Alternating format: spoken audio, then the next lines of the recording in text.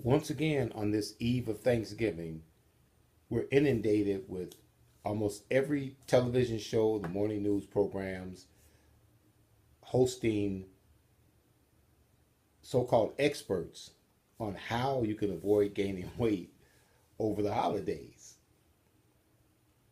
Well, I think it's time that we stopped with this hype and hysteria about foiling your body composition and your weight management because it's Thanksgiving, Christmas, 4th of July, a birthday, things that happen seldomly throughout the year.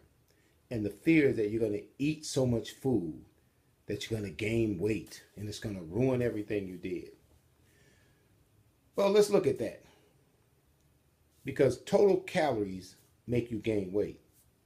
More calories than you burn up on a consistent basis over time will allow your body to use that excess energy, which is calories, by storing it as fat because it didn't burn it up as some type of energy. So it gets stored as fat in our fat stores. Now, it takes a while for your body to convert food into energy.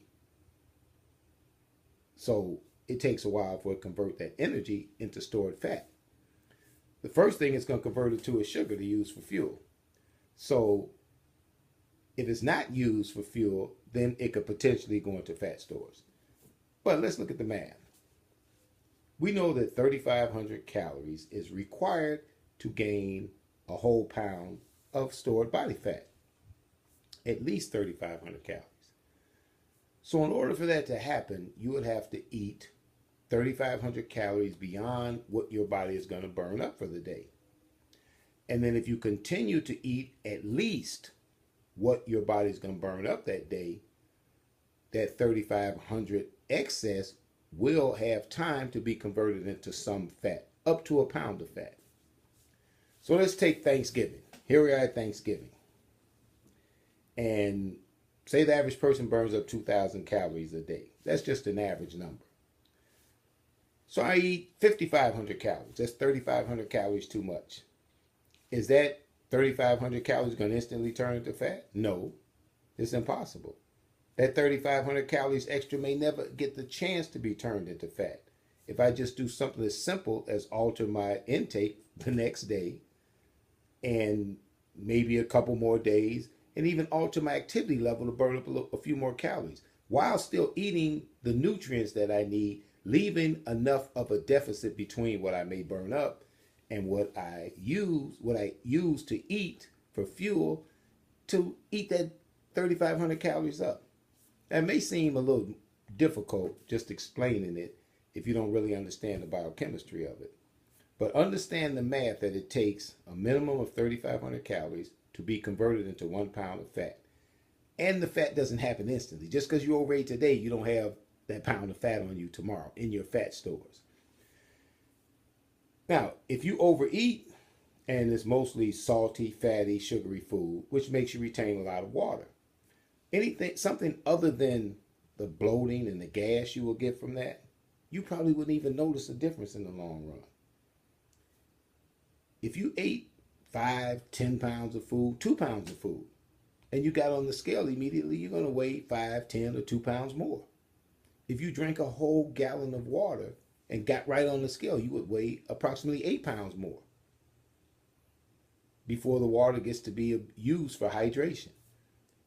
So you may get on the scale and weigh a little more. It may be a lot of water retention because you can retain water very easily. You can drink water and eat foods that make you retain water. But you're not gaining fat that fast. So let's say you ate 9,000 calories for Thanksgiving. That would be the equivalent of 6 1,500 calorie plates. Imagine that. You had 6 helpings of 1,500 calories each average. That's a lot. In that scenario, being average, you would have an excess of 7,000 calories. That at most could only turn out to be 2 pounds of stored fat. If and only if the days subsequent to that, you continue to eat at least the amount of calories that you burned up. It's the only way that could happen. It can't happen any other way. So the worst case is a couple of pounds you would gain, and you could lose it easier, but you don't have to. Because all you have to do is adjust what you do the subsequent days. And that those excess calories will not turn to fat. So using these mathematical equations, how much do you really think you could eat that could do that much damage? As far as weight gain goes, how much? I mean, you can only eat so much before you would have to pass out. You would make yourself pass out. So these secrets that people have to how to avoid weight gain and all these other things about health and fitness, they don't make any sense. Eat what you want to on Thanksgiving. Don't even work out. It's totally unnecessary. If you work out, you'll burn up a couple of 100 calories or so. But so what is that? A half a slice of pie? It doesn't matter. But don't continue to do it every day subsequent to that. But the fear that something traumatic is going to happen to you, it just doesn't exist. Enjoy yourself. Eat. Eat until you pass out, if that's what you like to do. Now, if you don't want to overeat, then don't overeat. You can enjoy a Thanksgiving dinner and not overeat. I'll give you some hints to keep your total calories down, and it's simple math. Don't eat as many fats as you do protein and carbohydrates.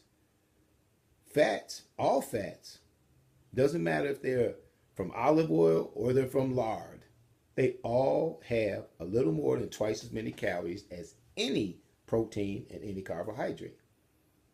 Doesn't matter if it's a so-called bad carbohydrate or good carbohydrate. Same amount of calories. So therefore, the same amount, if you ate a plate of all fat and you replace that with all carbohydrates and protein, you could eat 4 plates for the same amount of calories. A little more than 4 plates, actually. So this is all just math. But can you imagine that you would even eat 10,000, let alone 20,000 calories to have some potential significant outcome that's going to destroy your life? I mean, actually, it doesn't make any sense. So enjoy yourself. Eat what you want to. Eat what you want to. If you're concerned about your health, your body composition, your well-being, your longevity in life, then you need to learn how to become what's really truly fit.